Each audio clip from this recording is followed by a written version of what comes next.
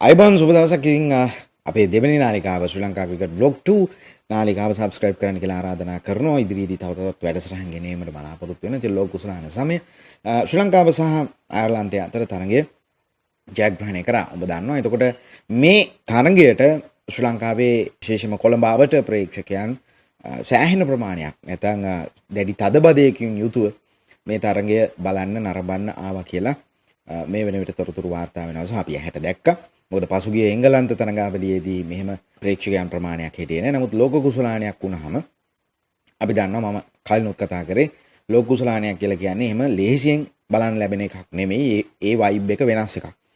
එතකොට අවුරුදු 14කට විතර පස්සේ තමයි ශ්‍රී ලංකාවට අවස්ථාවක් හම්බ වෙන්නේ ලෝක කුසලානයක් බලන්න. එතකොට පුංචි දරුවෝ ඉන්නවා. මේ වගේ අයට මේවා බලන්න අවස්ථාව සලසනවා කොහොමද දෙමව්පියෝ. ඒ නිසා විය හැකි ලොකු උනන්දුවක් මේ තරගයට තිබ්බේ. ඉතින් දැන් වාර්තා වෙන විදිහට ප්‍රේක්ෂකයන් 23000ක් 24000ක් විතර මේ ක්‍රීඩාංගණයේ හිටියා කියලා තමයි වාර්තා වෙන්නේ. ඉතින් මේකේ විශේෂ කාරණා ටිකක් අපි කෙටියෙන් කතා කරොත් එහෙම ලකුණු 163යි කඩලු 6යි ශ්‍රී ලංකා කණ්ඩායම. මේකේ එක තැනකදී ශ්‍රී ලංකා කණ්ඩායම හිර වෙනවා සුපුරුදු පරිදි. ඉතින් දැන් ඊළඟ කාරණය තමයි දැන් තරගයක් ජයග්‍රහණය කරා කොහොම හරි. හරි කොහොම හරි ජයග්‍රහණය කිරීම ඉතාම සන්තෝෂයි. කිසිදු ප්‍රශ්නයක් නැහැ. දැන් නමුත් අර පරදිනකොට අඩුපාඩු දකින්නකොට ප්‍රේක්ෂක විදිහට අඩුපාඩු කියනකොට සද්ද නැතුව ඉඳපු සමහර අය දැන් එලි බහැලා තිනවා දිනුව එකටත් අනම්මනම් කියනවා අර හිමේ කියලා. හරිද? දිනපු එකට සන්තෝෂයි. දැන් අපිත් ඔහොමනේ දිනන එකට මමත් කියලා තියෙනවා දිනුම තමයි කියලා සන්තෝෂ වෙනවා කියලා පසුගිය කාලේදී කතා කරාට පස්සේ දිනන්නේ අවාරෙට පරදින එක හැමදාම සිද්ධ වුණා. එතකොට එහෙම වෙන්න අපිට අවශ්‍යතාවයක් නැහැ. මේකේ දැන් පළවෙනි තරගයේ දිනුවා කියලා අර විනින් කම්බිනේෂන් බයිලා ගහගෙන ඉස්සරහට ගියොත් එහෙම මේකේ ලොකු අමාරුවක වැටෙනවා. ඉතින් ඒක තේරුම් නොගන්නා තාක්කල් ඊළඟ එක පෙරදුනාට පස්සේ බැන ගියාට වැඩක් වෙන්නේ නැහැ. පරදින්න කලින් මේක නිවැරදි කරගන්න ඊටාම දැන් හොඳටම අවස්ථාව තියෙනවා මේ අවස්ථාවේ. මොකද තව පළවෙනි වටේ තරඟ ටික ඉතිරි වෙලා තියෙනවා. තරඟ තුනක් අපිට ඕන තරම් අවස්ථාව තියෙනවා. අපිට පළවෙනි තරඟයේත් වැරදිච්ච සුපුරුදු වැරදීම වැරදිලා තියෙනවා. ඒක නිවැරදි කරගන්න දැන් ඉඳලාම දැඩි ලෙස සැලැස්මක් ක්‍රියාත්මක කළ යුතුයි. මොකද ඕස්ට්‍රේලියානු තරඟය වන විට අපි දන්නා තුන්වන තරඟය ඊටාම ප්‍රබල තරඟයක්. ඒ වගේම සිම්බාබ්වේ තරඟයත් අපිට ප්‍රබල නෑම කියන්න බෑ. ඒ ඕන දෙයක් වෙන්න පුළුවන් මේක ASIA මේ තරඟාවලියේ රටාව බලපුවම ඕන දෙයක් වෙන්න පුළුවන් ඕනෑම මොහොතක. ඒ නිසා ඊටාම කල්පනාකාරී විය යුතුයි. ලකුණු 163ක් නෙමෙයි අපිට මේක ගහන්න තිබ්බේ. ලකුණු 180කට වැඩිය මේක ගහන්න තිබ්බා. හැකියාවකුත් තිබ්බා. නමුත් අපි ලකුණු 20ක් විතර අඩුවෙන් ගැහුවේ. අනිත් කාරණය මේ 163 ගහන්නේ නැහැ. කමිදු මෙන්ඩිස් හදිසියෙවත් දැවිලා ගියා නම්. අනිත් කාරණය තමයි අයර්ලන්තේ උඩපන්දු අතහැරියේ නැතිනම් ඒත් අපිට මේ ගාන ගහන්න වෙන්නේ නැහැ. ඒතර ඔවුන් සාර්ථකව ලකුණු 143ක් ගැහුවා. හරිද?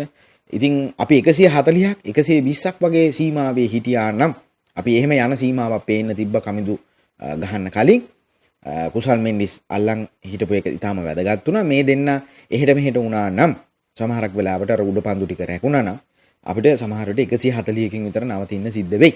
මොකද අවසාන පන්දු වාරයකට ලකුණු 20ක් ගැහුවා එක පන්දුවකට. එක පන්දු වාරයකට 20කට වැඩිය ගැහුවා.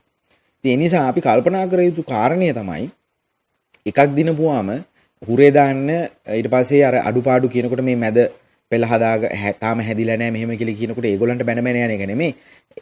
ඒගොල්ලන් එක්කම එකතු වෙලා සාධනීය විවේචන. ඒ බයිබල විවේචන නෙමෙයි සාධනීය ਵਿਚාරයන් වගේවක් කළ යුතුයි. මොකද දැන් මෙච්චර කල් අපි කොච්චර කතා කරත් අපිට මේකේ කන්සිස්ටන්සි එකක් දකින්න බැරි වුණානේ. ඒක කණ්ඩායමේ ක්‍රීඩකයෝම කියනවනේ. නේද? කණ්ඩායමේ අයම කියනවා අපිට ඒකාකාරී භාවයක් මේවයි නැහැ කියලා. හැබැයි වටේ ඉන්න අය ඇවිල්ලා කියනවා ඒ දිනුවා ඔයා දිනුවට පස්සෙත් කතා කරන්නේ නෙගටිව් වරේම එක. ඉතින් නෙගටිව් තියන් පොසිටිව් කරගත්තොත් හැමදාම දිනන්න පුළුවන්. අවාරයට පොල් වැටෙනවා වගේ දිනන්නේ නැතුව හැමදාම දිනන්න පුළුවන්. ඒ නිසා මොකද අනිත් එක හැමදාම වෙන ප්‍රශ්නේ තමයි මේකේ වුනේ. දැන් අලුත් ප්‍රශ්නයක් නම් කමන්නේ. මේ හැමදාම වෙන ප්‍රශ්නේ තමයි මෙතන වුනේ කියන්නේ. එතන ඇයි හදාගන්න බැරි කියලා ඇතුලේ කට්ටිය ඊටාම දැන් ඔන්න මානසික තත්වයන් හදන්න විශේෂඥයෙක් ගෙනාවා කියලා කියනවා. ඒතකොට ඒගොල්ලන්ට තමයි මේ වැඩේ හොඳටම ගොඩ දාන්න පුළුවන්. අපි බලාපොරොත්තු වෙනවා ඕමාන තරගයේ ඉඳලා සුපර් 8 යන්න කියලා ප්‍රාර්ථනා කරනවා. සුපර් 8 එක කියලා කියන්නේ ඊටාම දැඩි තරඟකාරී වටයක්. ඒකට වැරදි කරන්න අපිට මහ ලොකු වෙලාවක් ඒකෙන්නේ නැහැ. වැරදුනොත් වැරදුනාම තමයි. ඉතින් ඒ නිසා අපි හිතනවා දැන් ඉදිරි තව තරඟ 3යි සුපර් 8 එකෙත් මම හිතන්නේ තරඟ 3ක් හෝ 4ක් තමයි එනවා නම් එන්නේ. අපිට වැඩි තරඟ ප්‍රමාණයක් නැහැ මේ තරඟාවලිය ඉදිරියට යන්න. හරිද? තරඟ 4.5යි තියෙන්නේ. ඉතින් ලොකු ප්‍රමාණයකුත් නැහැ. මෙතන ෆෝම් එකේ ඉන්න ක්‍රීඩකයෝ දෙන්නෙකුට තුන් දෙනෙකුට වැදුනොත් මේ තරඟ ජයග්‍රහණය කරන එක මහ ලොකු වැඩකුත් නෙමෙයි. ඒ නිසා අපිට කියන්න තියෙන්නේ මේ ජයග්‍රහණයෙන් සතුටු වෙන්න ඕනේ. හැබැයි උදම් මනන්න එපා. හරිද? උදම් මනන්න තරම් දෙයක් මෙතන සිද්ධ වුණේ නැහැ. මොකද අපි අපේ නැවතත් අපේ වීක් පොයින්ට් එක අපි මෙතන පෙන්නලා තියෙනවා. එතකොට වීක් පොයින්ට් එක මම කියන්නම් සාමාන්‍ය ක්‍රිකින්ෆෝ වෙබ් අඩුවේ අපිට මේක බෙදලා දෙනවා ස්ටැට් එක. පළවෙනි පවර් ප්ලේ එක නැත්නම් පන්දු වාර 6 ලකුණු 50ක් අපි ගහලා තිනවා කඩලු එකකට. ඉතාමත් හොඳ පවර් ප්ලේ එකක් සහ සුපුරුදු පරිදි ශ්‍රී ලංකාවේ පවර් ප්ලේ එක මේක තමයි පවර් ප්ලේ එක. ඒ කියන්නේ කිසිම ප්‍රශ්නයක් නැහැ අපේ පවර් ප්ලේ එකේ. ඉතින් ඒකට අපි කියන්නේ නැහැ නේ එහෙනම් ඔය වැඩක් නැහැ හොඳ නැහැ තව 50 මදි 60ක් 70ක් වක් ගහන්න ඕනි කියලා. එහෙම කියන්නේ නැහැ නේ අපි. ශ්‍රී ලංකාවේ තරතිලිවල මේ ලකුණු 50 කියන්නේ ඉතාම සුපිරි පවර් ප්ලේ එකක්.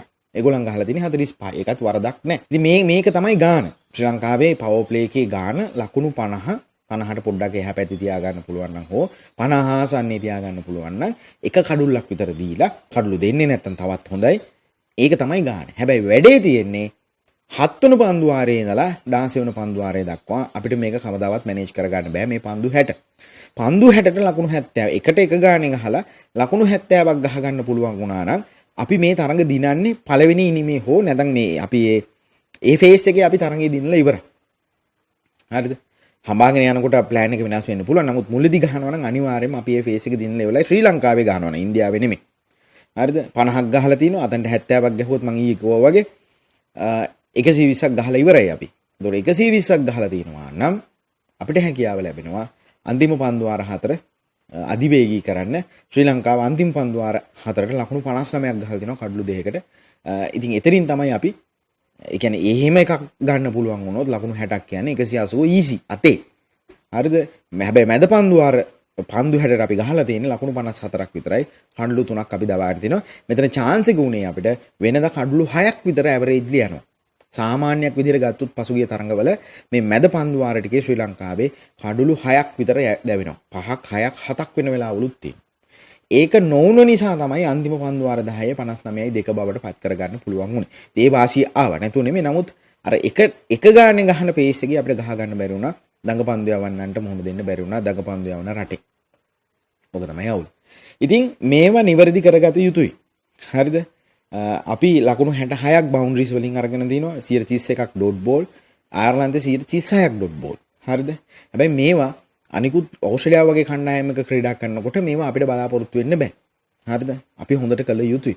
ඉතින් ඕක තමයි ප්‍රශ්නේ. ඉතින් මේ ප්‍රශ්නේ අපි හඳුනා නොගත්තොත් මට නම් මේ තියෙන ප්‍රශ්නේම ශ්‍රී ලංකා පිටිකරණේ පන්දුවෙන් පැත්තක තියන්න පිටිකරණේ ප්‍රශ්නේ තියෙන්නේ අපි පන්දු 60 මැද පන්දු 60 තමයි ශ්‍රී ලංකා T20 ක්‍රිකට් ක්‍රීඩාවේ ප්‍රශ්නය බවට දැන්පත් වෙලා තියෙන්නේ. ඒක දිගින් දිගටම සිද්ධ වෙමින් පවතිනවා. ඒක ඊළඟ තරඟයේ ඕමාන තරඟයේ ඉඳලා නිවැරදි කරගන්න පුළුවන් වුණොත් මේ තරඟාවලිය අපි අනිවාර්යයෙන්ම සුපර් 8 යනවා. සුපර් 8 විතරක් නෙමෙයි සුපර් 8 එකෙන් එහා පැත්තටත් යන්න අවස්ථාව ලැබෙයි කියන එක තමයි මේ පේන්න තියෙන එකත් එක්ක ඇත්තටම කියන්නට තියෙන්නේ. එහෙනම් තවත් වීඩියෝ එකකින් හමු වෙමු. ඔබට සුබ දවසක්.